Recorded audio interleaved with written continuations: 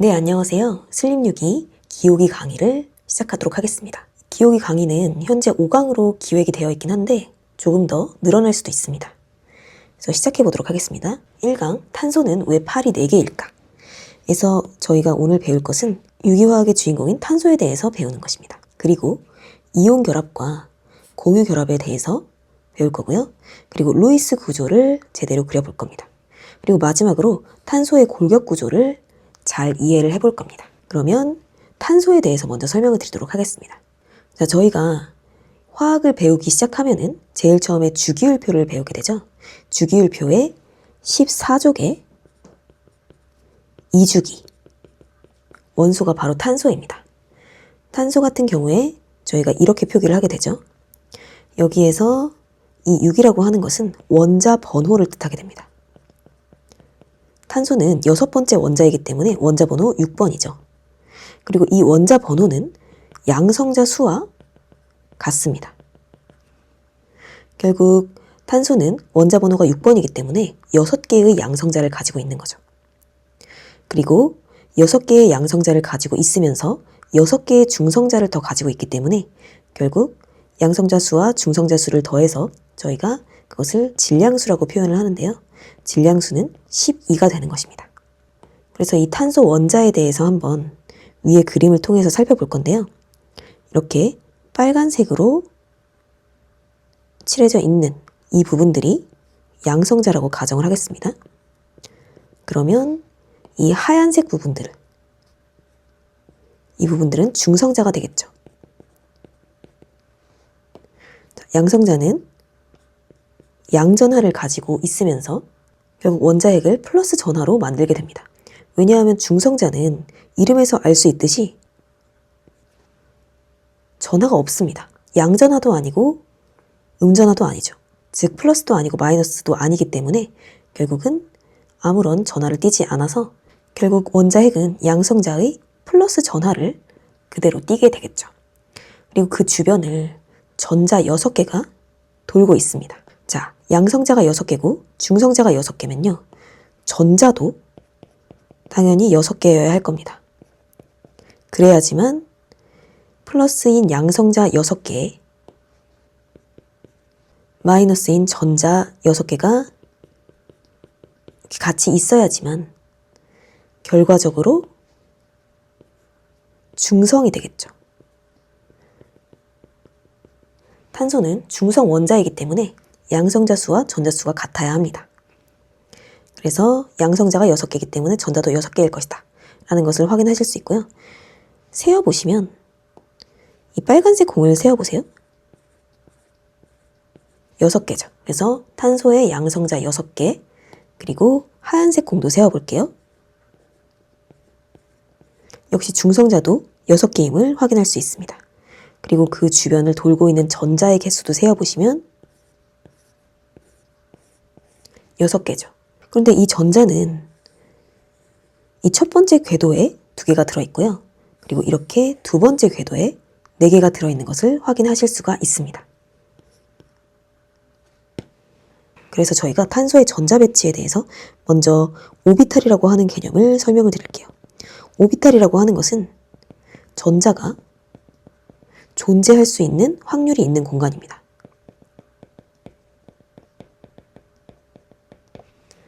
궤도 함수라고 하죠.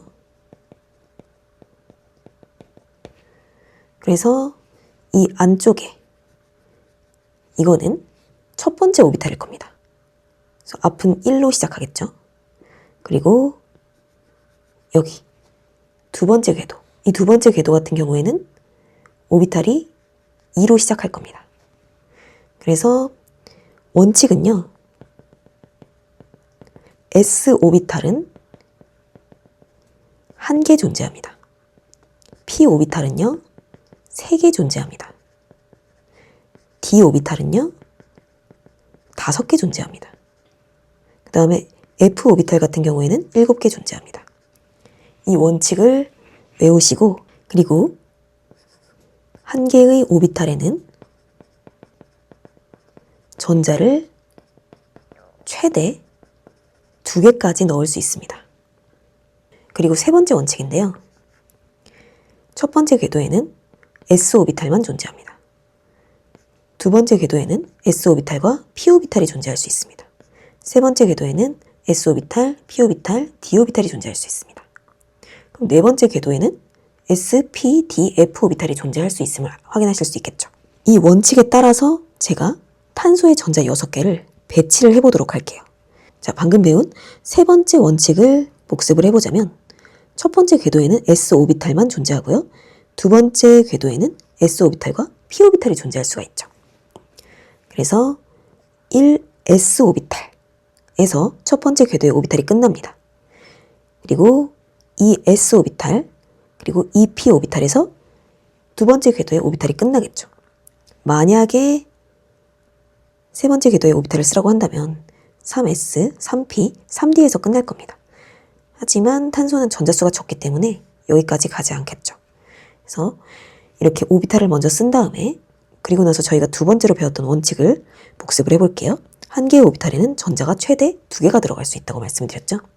그렇기 때문에 여기에 2개, 여기에 2개가 들어갑니다. 근데 p-오비탈은 첫 번째 배웠던 내용에 따르면 3개가 있어요. 3개가 있기 때문에 이 p-오비탈에는 최대 6개까지의 전자가 들어갈 수 있는 겁니다. 2개씩 들어갈 수 있는데 3개가 있으니까 최대 6개의 전자가 들어갈 수 있겠죠. 하지만 탄소는 원자 번호가 6이고요. 양성자 수가 6이기 때문에 전자도 6이죠.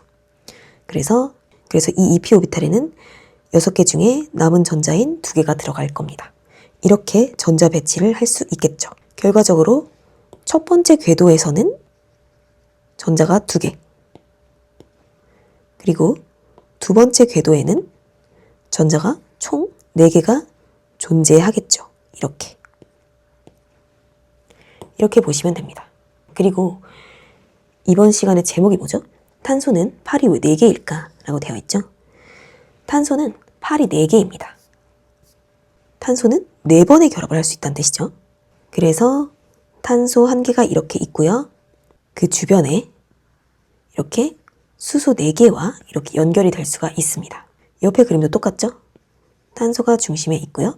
결국 탄소는 팔이 4개이기 때문에 4번의 결합을 할 수 있고 이렇게 수소 4개와 연결됩니다. 자, 여기서 가장 중요한 점은 탄소는 팔이 4개다 라는 점을 기억을 해주시기 바랍니다.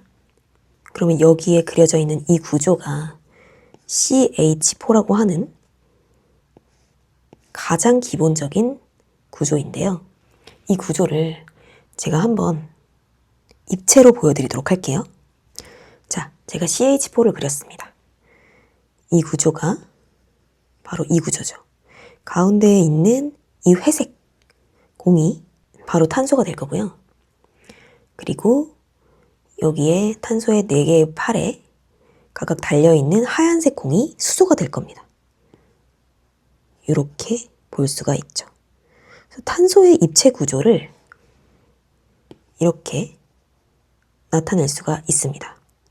여러 각도로 돌려보시면 이렇게 돼요. 네, 이렇게 탄소의 입체 구조도 한번 살펴봤고요. 그 다음에는 이온 결합과 공유 결합에 대해서 설명을 드리도록 하겠습니다.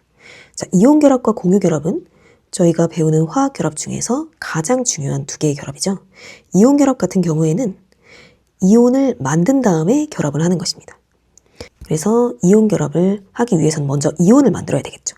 이온을 만들려면 원자와 원자 사이에서 누군가가 전자를 한쪽으로 줘야 됩니다. 얘는 중성이에요. 모든 원자는 처음에 중성이어야 합니다.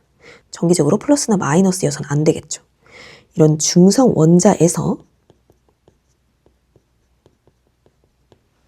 누군가가 전자를 얘한테 준 거예요. 그렇게 되면 왼쪽의 경우에는 음전하를 줬으니까 전자가 모자라겠죠. 마이너스가 모자라니까 플러스가 될 겁니다. 즉 양이온이 된 거예요. 그런데 전자를 받은 오른쪽은 어떻게 될까요? 전자를 받은 오른쪽은 음전하가 더 많아졌죠. 즉 마이너스가 많아진 겁니다. 그래서 총 전하는 마이너스를 띠게 될 거고요. 음이온이 될 겁니다. 이런 식으로 전자를 A에서 B로 이동을 시키게 되면서 A는 양이온, B는 음이온이 되고 그 애들이 전기적인 인력에 의해서 붙어 있는 것을 이온 결합이라고 합니다. 그러면 공유 결합은 뭘까요? 공유 결합은 전자를 A에서 B로 주는 것이 아닙니다. A의 경우에는 이렇게 홀전자를 한 개를 가지고 있고요. B의 경우에도 이렇게 홀전자를 하나 가지고 있습니다.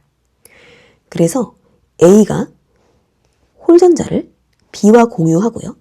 B는 홀전자를 A와 공유하는 겁니다. 즉, 벤 다이어그램을 그린다면 이렇게 교집합 사이에 공유 전자쌍이 있는 거죠. 이 공유 전자는 A로부터 온 공유 전자이고요. 이 공유 전자는 B로부터 온 공유 전자입니다. 즉, 전자의 직접적인 이동이 있는 것이 아니라 A가 자신의 홀전자를 하나 내놓고 B가 자신의 홀전자를 하나 내놓음으로써 하나의 전자쌍을 만들어서 둘이 그 전자쌍을 공유하고 있는 거죠. 그렇게 결합을 하는 것을 공유결합이라고 합니다. 여기에는 지금 공유결합의 두 가지 종류가 나와 있는데요.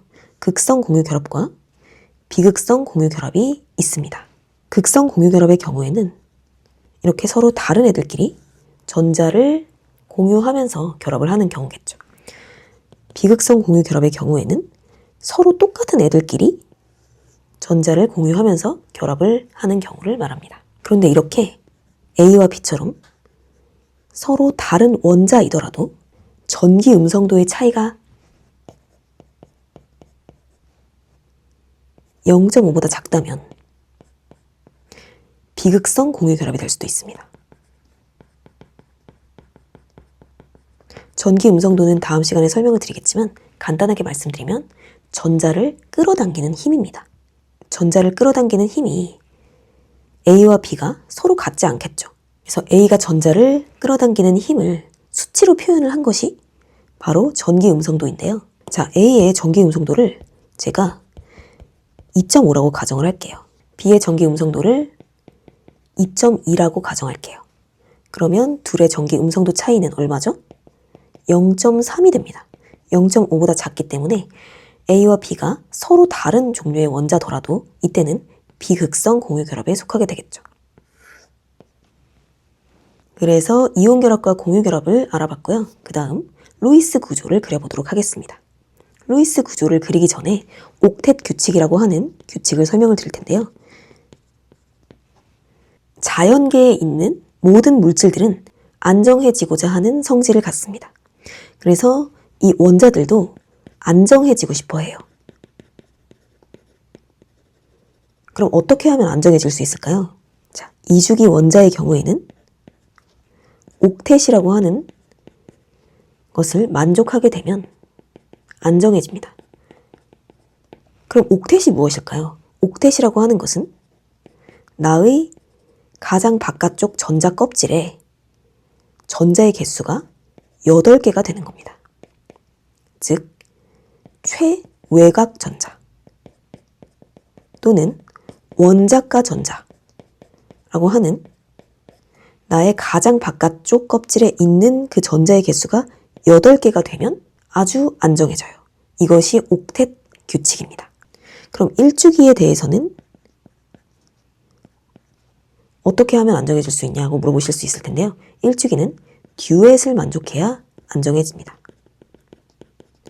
제가 아까 오비탈의 규칙에 대해서 설명을 드렸었는데요. 첫 번째 껍질의 경우에는 S오비탈만 가질 수 있고요.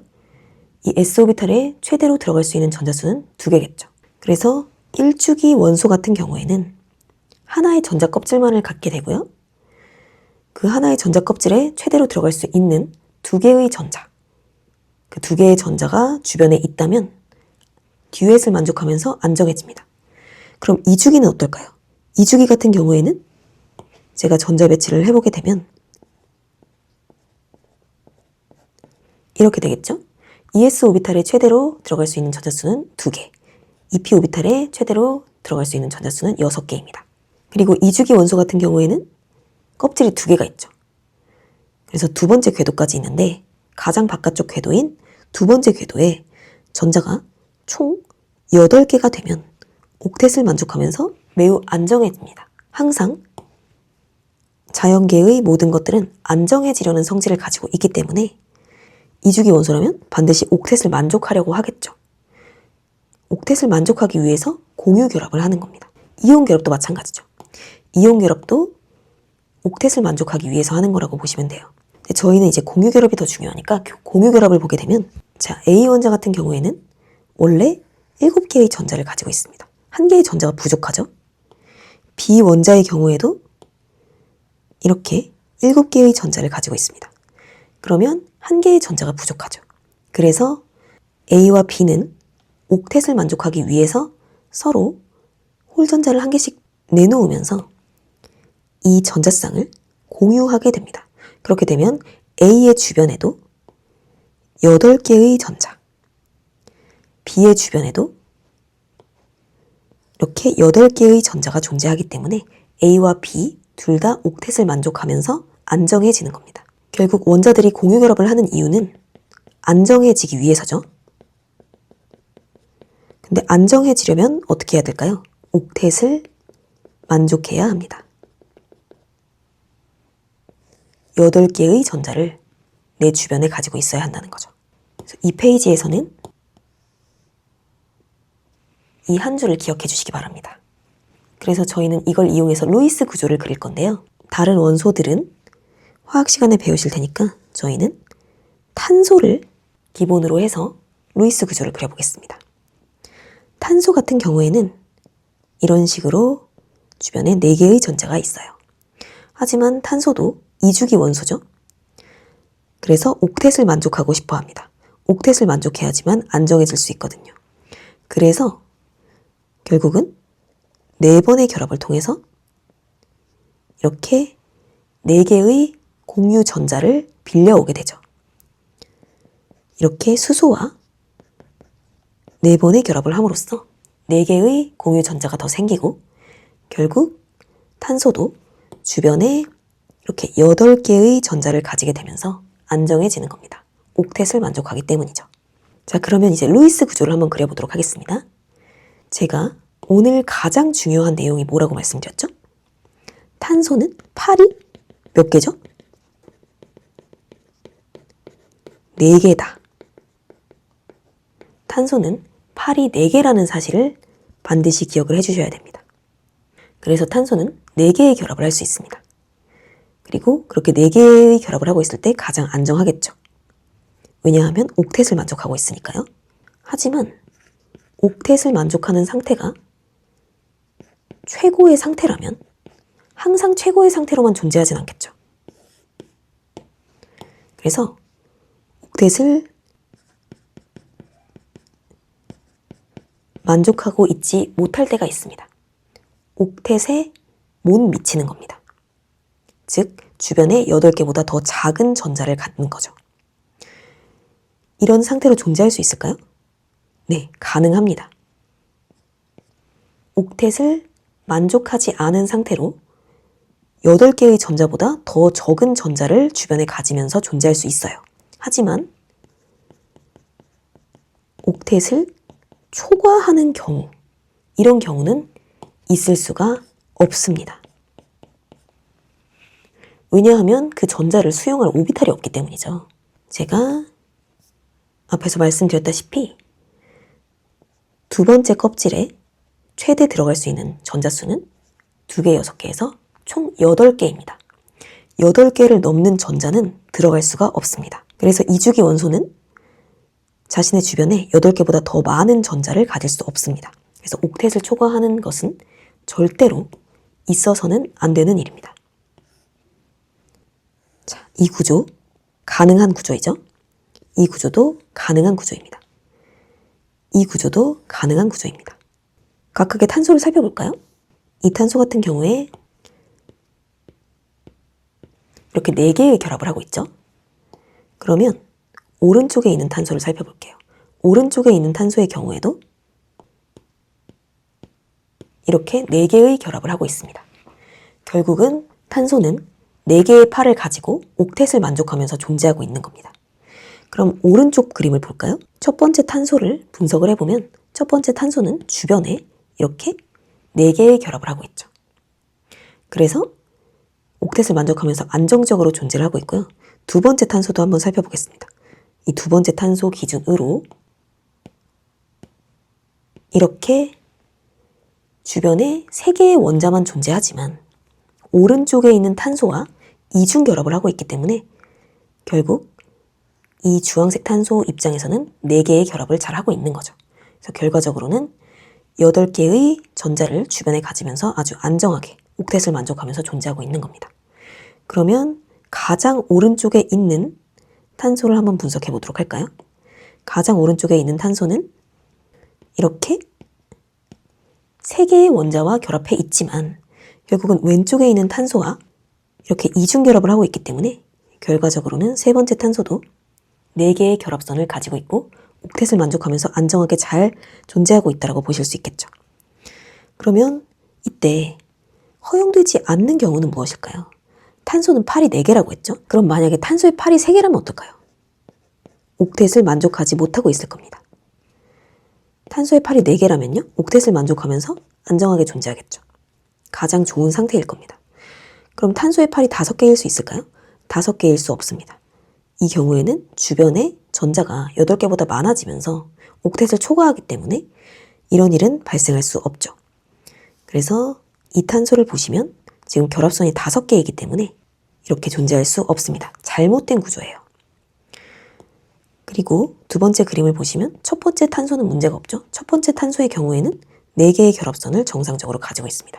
하지만 두 번째 탄소의 경우 지금 5개의 결합선을 가지고 있는 게 보이실 겁니다.